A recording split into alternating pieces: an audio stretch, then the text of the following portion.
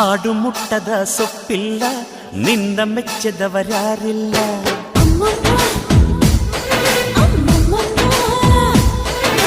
ಜೇನಿಗಿಂತ ಸಿಹಿ ಬೇರಿಲ್ಲ ನಿನ್ನ ಮುದ್ದಿಗಿಂತ ಸಿಹಿ ಬೇಕಿಲ್ಲ